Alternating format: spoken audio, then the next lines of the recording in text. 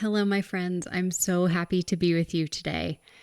I have to tell you, Laura Bonnell, who is the mom we're going to talk with today, has two daughters with cystic fibrosis. Not one, but two. But before Laura and I could even jump into our conversation, we got right into our virtual recording room, and she started talking about what child life specialist meant to her when she was in the hospital with her children.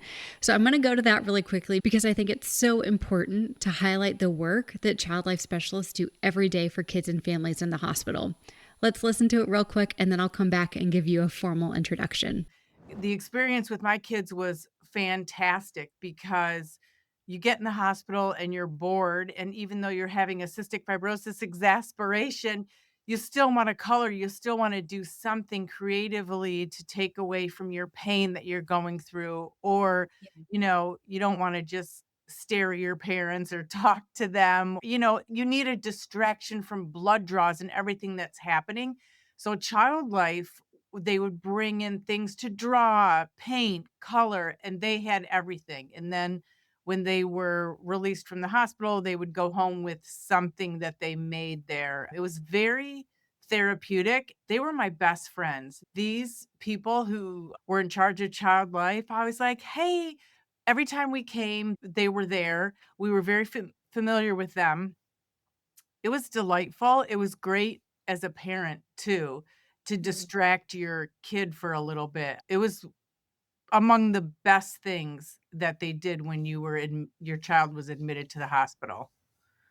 Well, thank you so much for sharing your perspective and your experience with child life. I always love to get it on record because we're such a small profession. There's actually only about 6,000 of us in the US, and we work across children's hospitals. But I was actually just doing some of the math yesterday.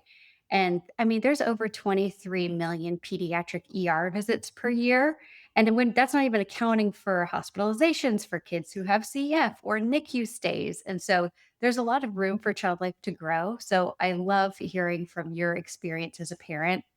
One of the things that stuck with me that you just said was it's almost like it allows you to be the parent again because you're watching your child do something fun and relaxing and invigorating, perhaps, instead of just having to sit in a hospital, like getting a blood draw, being in pain, and going through all those difficult times. Mhm. It's therapy. It relaxes them. It really did help with blood draws. They would bring in toys or something to distract Emily, especially. She had a fear of blood draws, and she would stare at that, and they're like, "Alright, we're counting down the blood draw, just look." I can't remember what it was, but it had, like, little pictures in it, and they would turn it. It was like acrylic in the middle or something, but it Oh, was yeah. really pretty, and it was a great distraction. Thank you so much for letting me have that little moment. I think as a child life specialist, we can often overlook the impact that a toy drop off or handing out coloring sheets or even printing out coloring sheets so that the nurses can hand them out can have on families. But what we've just heard from Laura is that those small things are the big things. And so I want to make it crystal clear that taking care of this normalization and play side of hospitalization is just as important as the medicine that we give to kids when they come to the hospital. So, a big thank you and a big shout out to those of you who are child life specialists who are doing the hard work at the bedside right now. It's so appreciated and it's so valuable. Okay, let's jump into Laura's story. She has not one, but two daughters with cystic fibrosis. And if you've listened to this podcast before, then you're going to hear what we say every single time. And Laura's story is no different. And that is that trusting your gut instinct as a parent and those gut feelings that come to you that surface are worth talking to the doctor about. It's worth talking to your care team. And that's exactly what Laura did. Laura started her career driven and passionate and curious as a news reporter. And I don't think she could have ever guessed that she would use those same characteristics to help her find her daughter's diagnosis. After noticing some subtle signs that things weren't right with her newborn, Laura decided to trust her gut right away and started asking doctors for answers, and ultimately learned that both of her daughters had cystic fibrosis. Laura talks about the early days and what it was like with the shock and the coping, and how honestly, all the time, it wasn't positive coping. She talks about how Child Life Services helped her families find moments of normalcy. She talked about how distraction and activity kits actually mattered, and that creativity that her girls were able to have during hospitalization mattered just as much as the medicine. Because of her experience with her daughters, she has created the organization, the Bonnell Foundation, Living with Cystic Fibrosis, to help other families navigate the diagnosis. I'm so excited and honored to share this story with you today. Let's get into it. Hey friends, welcome to Child Life On Call. My name is Katie Taylor. I am a mom and I'm a child life specialist. If you're listening to the podcast today for the first time, welcome, and we want you to know that the conversations we have here are designed for parents whose child has received a medical diagnosis. I know it may feel extremely terrifying and world-changing even, but you're here now, and you're about to hear from another parent who has had the same feelings that you do right now, and they're still standing. They had the courage to come here and share what it was like for them, to hopefully make it a little bit easier for you. I'm so grateful to each and every guest and each and every listener who shows up here, and it's my privilege to host this sacred space. It's great to be here, and in the short time that we've talked, I totally connect with you. I think you're amazing already. Like, you can tell about people, and I really appreciate your passion and what you're doing, so thank you. I started as a news reporter in Detroit here in Michigan years ago before I had kids, and the serendipity of my life and how it related to cystic fibrosis. I tell this story because I feel like it was all meant to be. I always wanted to be a reporter. I knew it from the time I was 12. That was it. I was super focused. I loved news. I was obsessed with it. I actually was the first paper girl, in our area, because that's how much I loved reading the newspaper. I thought I might as well deliver it. So I was always like connected that way. And I worked in radio and television, and I always had questions, and I was always curious, and I wanted to know the answers. And, I just thought it was really important to get correct, accurate information out there. And I was really passionate about it, and I loved it, and I was really good at it. And that's one thing I don't think we always admit when we're good at Yeah. things, but I was really good at that. And Yeah. I had plans of being this international reporter. And then we got the cystic fibrosis diagnosis and everything changed. My husband had 7 siblings and I had 2. We wanted a big family. But with the diagnosis, the genetic diagnosis of cystic fibrosis, we thought, well, maybe just 2 because Mm. we were learning about cystic fibrosis. And at that time, there was one organization, and it was the Cystic Fibrosis Foundation, which is great for research, but they even said to us, "We can't help you with parents or anything else." At that time, things have changed, but I thought, "Well, I've gotta start a foundation to help parents because there's nothing else out there," and I Yeah. wasn't able to start the foundation till 2010.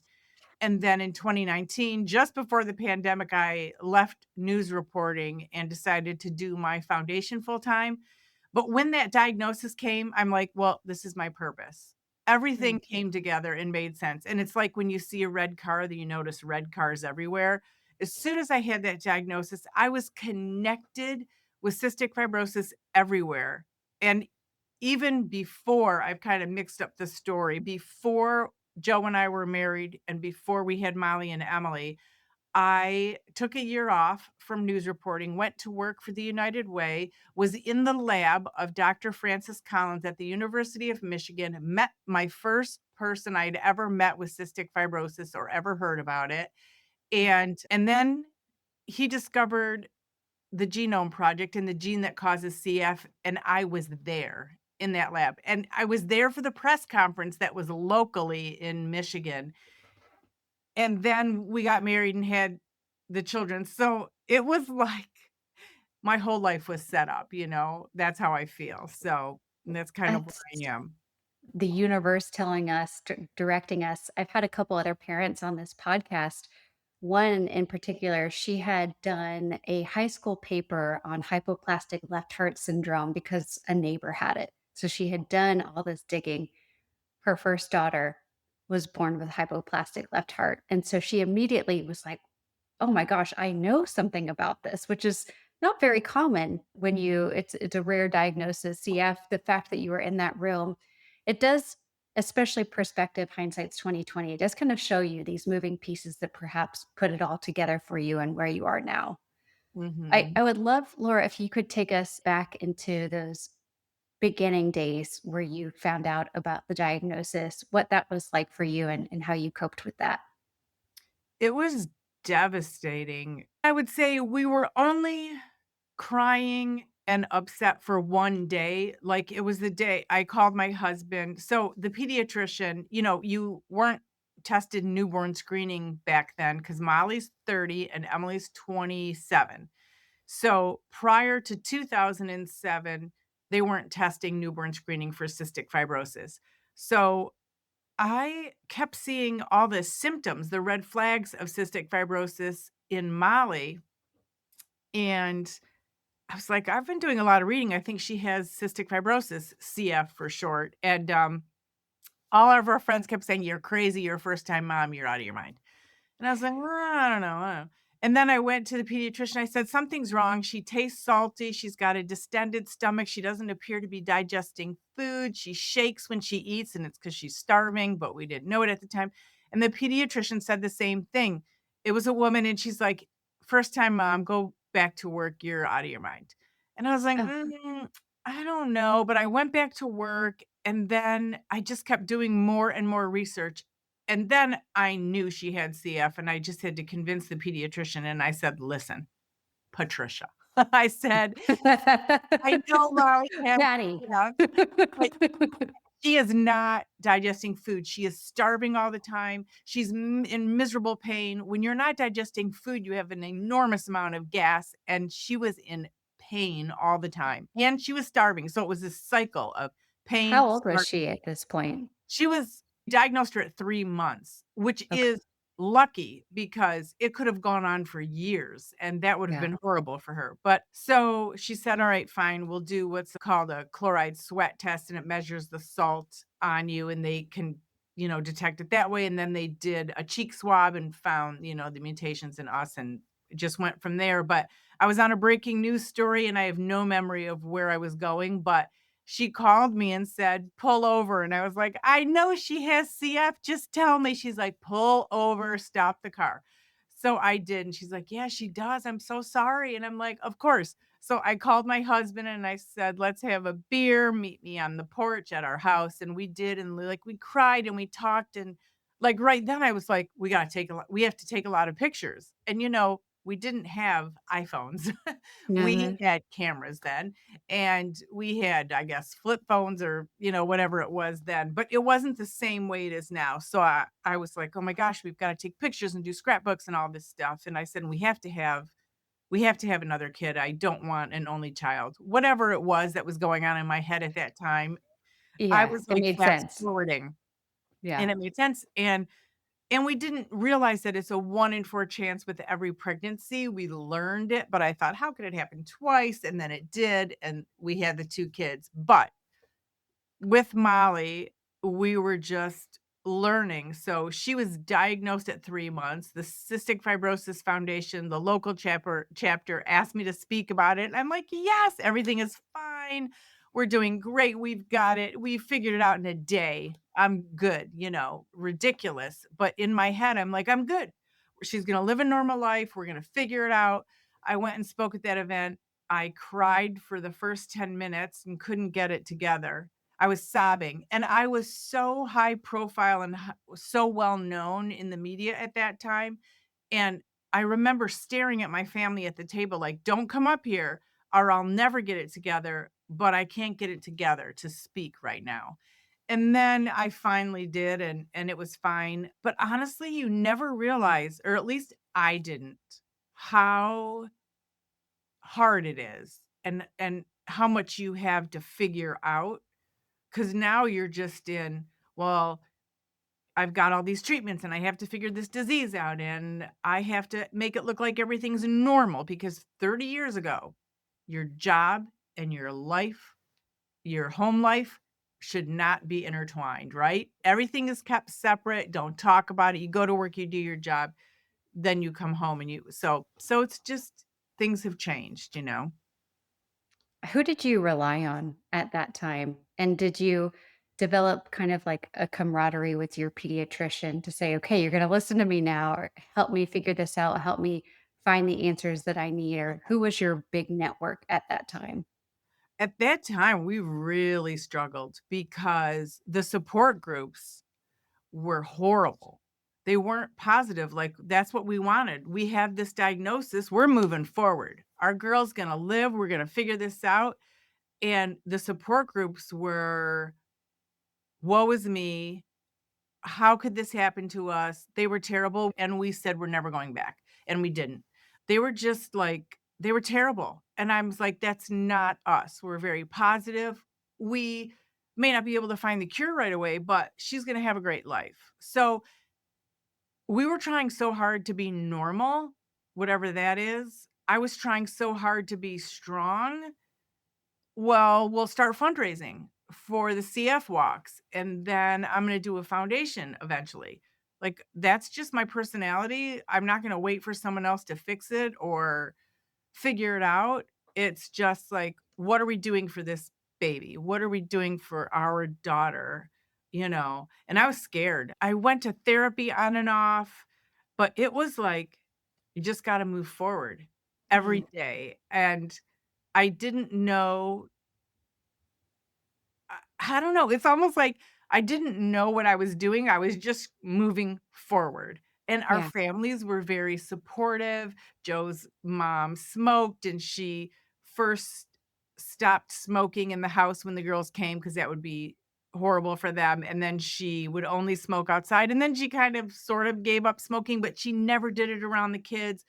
Everyone was supportive in the Wow. family, but it was still like you just were trying to be normal and live your life and say, "Okay, some one of them's in the hospital, one isn't. You stay with the healthy one." I was always with the sick kid, and I Yeah. had to, start working part-time instead of full-time. So you I just we just adapted, I guess. It sounds like not only are you obviously curious about finding the right answers, it's your job, it's who you are, but you're also about like, how do we find out what we learn and how do we move forward? So it's like no surprise, flash forward. Here I am sitting talking to you as the CEO of your foundation and making such a difference for so many others. I think it's really good to hear, although your experience happened 27, 30 years ago, the feelings are still the same of being scared, even though we have a lot of resources and support groups have probably gotten a little bit better and you can find more access to people. Doesn't take away the fear and this need to, okay, I just need to make sure my child has the best life. What are some of the ways that you made your kids have an amazing life? Like when we know with CF, there's going to be hospitalizations, there's going to be being different from our peers, it requires medication. What did you do to make sure your girls had the best life? We were open with many things, not everything, but everyone knew we had 2 daughters with cystic fibrosis. We actually had the girls at a private school because I didn't know that the public schools would allow them to carry the enzymes with them. The first public school we asked said no, they would have to go to the office before they went to lunch, and the enzymes couldn't be in the classroom. And enzymes are a non-altering drug. It just digests your food. If you ate it, it wouldn't do anything to you if a dog ate it or a baby ate. They're just little pills with little capsules. So it wasn't like it was even an aspirin. We didn't have the tools at that time to figure out that the public school probably would have worked. But we went to the private school because they could have an IV pole and push it around from class to class. They had enzymes in every classroom that they attended, and I put together, no surprise, brochures for every teacher every year. And, they had a lot of hospitalizations and stomach aches and issues, and Molly and Emily had so many stomach aches. One of the teachers had a teepee in her room, and Molly would just go lay on the floor in the teepee when she was having a bad stomach ache and wait for it to pass and then, enter back into class. So that was really flexible, and that was really important that we had people that worked with us, or they'd go to Mm, the nurses station in the office and say, gosh, I'm not feeling good, or, and it was about CF, or I could do a treatment there with them. So that's kind of how we started that process out. Yeah, I'm hearing you say a couple things. I want to make sure I'm understanding it right. And one is at the very beginning of a scary diagnosis or a diagnosis where you think people may look at you differently, it can be scary to say it out loud because you don't want to be labeled with that. But what you're saying is that because you were open and you talked about it and you were saying our girls have CF, this is what we need. You then stepped in from not only saying and acknowledging it, but advocating for accommodations when accommodations are necessary for quote unquote a normal life. So it sounds like those were two really big main points for you guys. They were, but I have to be honest, I'm not sure what the right word is, but we were open about it, but I wasn't always truthful. We were open with friends in the school, but I usually never said, I am struggling. I am having such a hard time. I am, you know, all over the place, and it's a lot for me. And I never did. I always said, "We're fine. We're handling it. Not a big deal. We're just doing what we need to do." So I wish I had said, "I am drowning right now. I'm an emotional mess," but I never did. I always said, "Everything's great. We're fine." And as stretched as I was, I just didn't believe that anyone would really wanna help. I felt like if you say, "Oh my gosh, I'm so overwhelmed," someone would say, I really just wanted a everything is fine. I didn't really wanna hear the whole story. So I think I that's fair. I think some people do ask and want that answer. right. And so I had a lot going on emotionally, and, I mean, just because 'cause you're trying to hold it together. I remember leaving the hospital with the sick kid once, and then Joe would go there because I needed to, like, come home and, you know, regroup, and then I would go back to the hospital the next day, but usually I was always staying there, and it was raining, and I just went in the backyard, and I stood out there and cried, and I thought, "Well, nobody can see that I'm crying because it's raining, so no Yeah. one will know." So, things like that. I still journal, I do journal, and therapy, highly recommend it. And my husband, I would say, mm, men are different. He probably I mean, he's never gone to therapy, wouldn't even think about it. I mean, I'm crazy to even suggest it, so, you know, but he has, 5 brothers and 2 sisters. His family's very close, so he just dealt with it differently, but what helped was talking to other CF moms, right? You find them in the hospital, you're like, "Is your kid here? Let's meet in the garden section of the whatever," and we would go there and cry. So Yeah. that was like, you knew they got it, and you Yeah. knew nobody was judging you, so that was wonderful. One of the questions I have is having two daughters with CF, and CF is so tricky, and you often can't be around other people with CF, right? So maybe the moms could meet up, but we try to keep kids separated when they have CF. How did that work with your family and having two daughters that have it? We were never around anybody with CF with the girls ever. It's that whole 6 feet apart thing, and sometimes people are even confused, like, how can the girls both live in the same house? Well, there's no avoiding that. I mean, We don't get a choice. right, they have to, I mean, we're not splitting up the family. So there was that, but yes, I still meet, other CF moms or dads for coffee and things like that. But I will tell you that when I would go see a CF parent who their child had a lung bacteria, so if you're not familiar with cystic fibrosis, the 6 feet apart thing is they have specific lung bacteria that could infect the other person and cause death.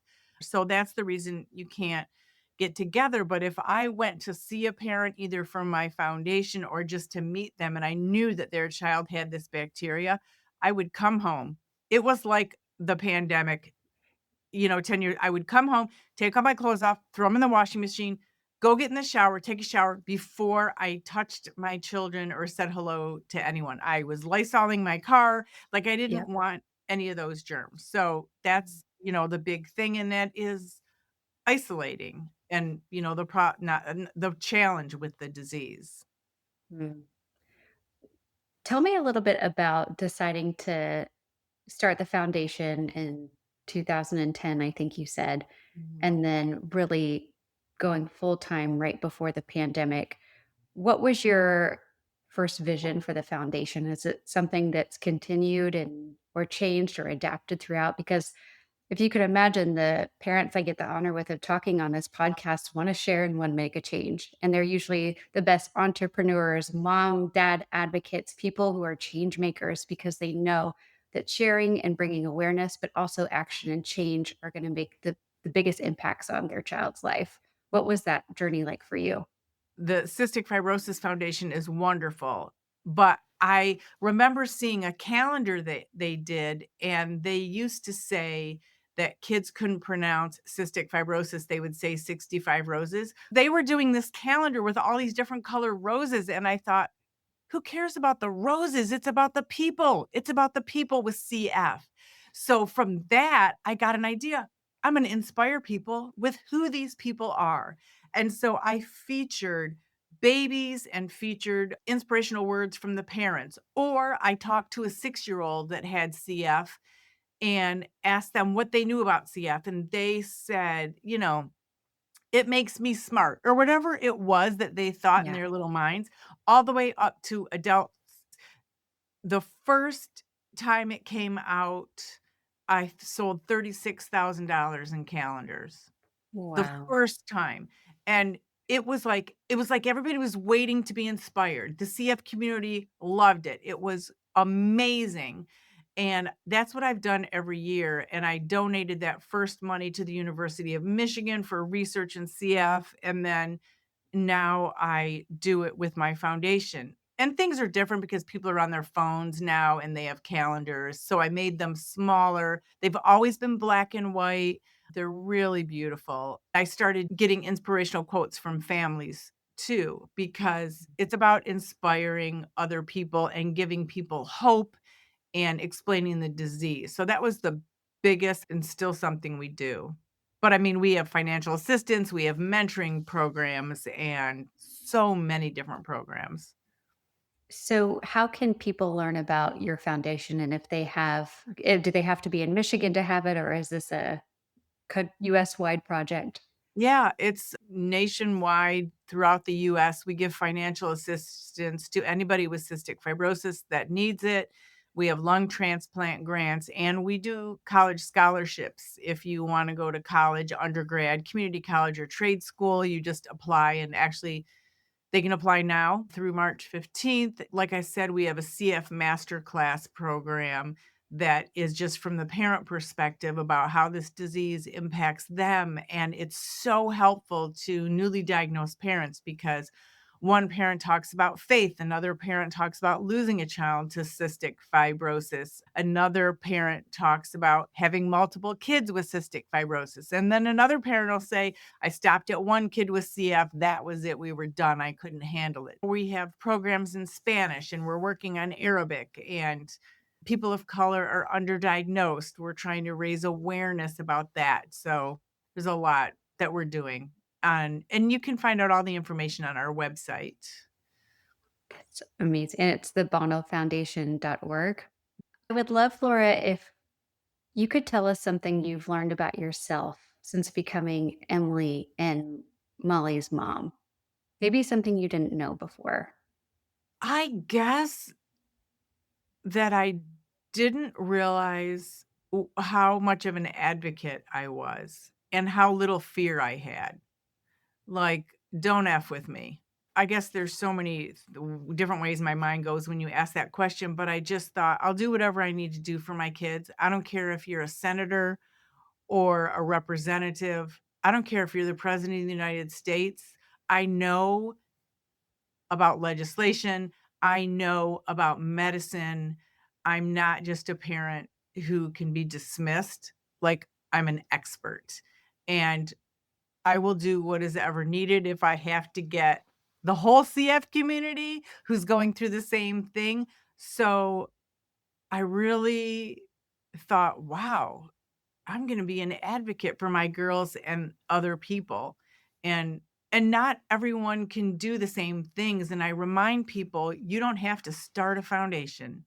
You do not have to call one senator, but if you wanna do one email or send one little postcard to a lawmaker, or you just wanna sign on to another letter, there are many ways to do support.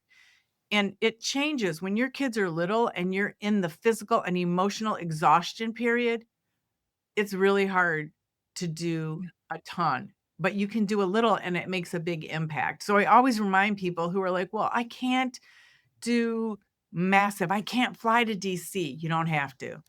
Give Yeah. yourself a break. Just give Yeah. yourself a break, you know? Yeah. Because there will come a time where you'll have the bandwidth to do those types of things. And my last question for you is always my favorite. And what's your favorite part? I'm going to ask about Emily first, but what's your favorite part about being Emily's mom?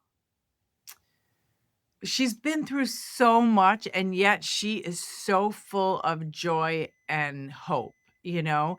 She, of the 2, has always been sicker, always hospitalized every year, and had so many PICC lines, the IV that you do at home, and she has had so many ups and downs, that have impacted her mentally because the physical was so hard and devastating, and we thought we were gonna lose her in 7th grade, and then, this fabulous drug came out. She had so many side effects, she couldn't go on it, and it was devastating and threw her into depression, but her resilience, her she's really found she's found her joy, and she's just amazing. She's an amazing human, and now she's training for a marathon, and she's got a great job Wow. and a great partner, and he's supportive of her, and she's just doing so well. So, I'm just really proud of her for who Oh, she I is.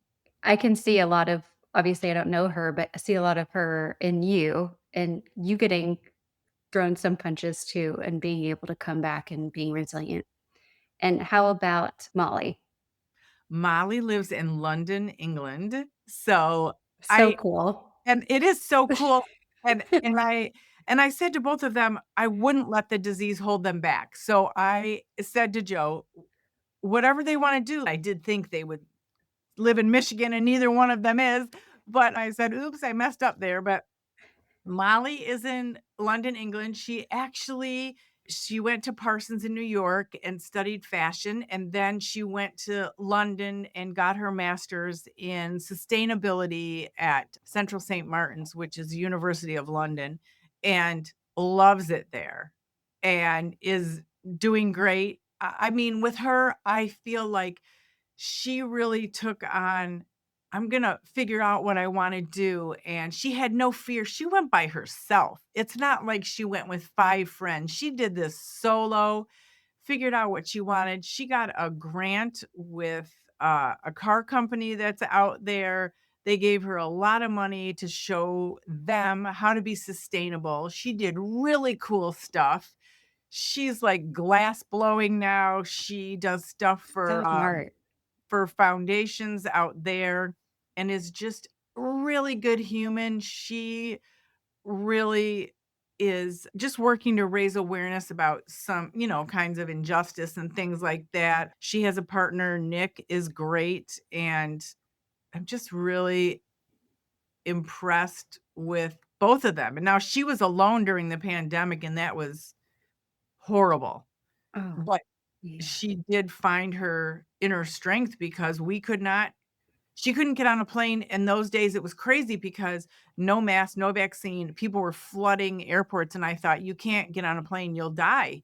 You're gonna" we didn't there was so much we didn't know. So, that was horrible and traumatic for her, but she survived it mentally on her own, which shows her Wow. strength, you know? Well, I can tell you love being their mom. And I want to thank both of them for letting us have a little time with you because I think it's just so helpful. The best insight you can get are hearing from other parents who have walked the path before. Maybe it inspires you to ask another question at the doctor, get a second opinion, advocate for those accommodations, a nap in the TP during the third period if you need to, whatever it looks like. You can ask for these things and you might get told no, but just keep asking. Yes, absolutely. As a parent, you want to be there for your child, especially when it comes to their health. But healthcare can be overwhelming and confusing. The good news is child life specialists are experts who help families navigate these challenges. But often our support is only in hospitals. So imagine if you had access to these valuable tools and resources all the time. You would be able to understand medical procedures, explain them to your child, and help them feel less anxious, which also makes you probably feel less anxious. So, when your child visits the doctor, has surgery, or has a medical procedure, having the right information and support can make all the difference. You, the parent, can be prepared to answer their questions, calm their fears, and advocate for their needs. Child Life Specialist tools are ready to be in your hands right now through our app Support Spot. All you have to do is go to the iOS or Android store, type in Support Spot. We are giving all of our listeners on this podcast access to the app for just $19.99 for an entire year. You are going to have, I'm not kidding, 7 years worth of resources and support and information that we have been building at Child Life on Call at your fingertips. With these tools in your pocket, you can transform the way your family experiences medical care. Parents, you deserve to be informed and feel confident in your child's healthcare journey. And by having access to Support Spot, you can ensure that your child feels supported and understood no matter what medical challenges come your way. Head to the link in the show notes or go to your app store, type in Support Spot to download it today. For those of you who are joining us today, I am not a doctor, I'm not a therapist, I am a child life specialist. And the suggestions and tips and resources that I talk about with parents on this podcast may be great for you and they may not be right for you. So, the most important person you can talk to about getting support is your care team, your doctor who knows your story and your child's story. So, regardless of maybe what I mention or what other families mention here, we're not licensed therapists, we're not doctors. We're having a conversation about what the parenting journey has been like. So, please keep that in mind as you listen today.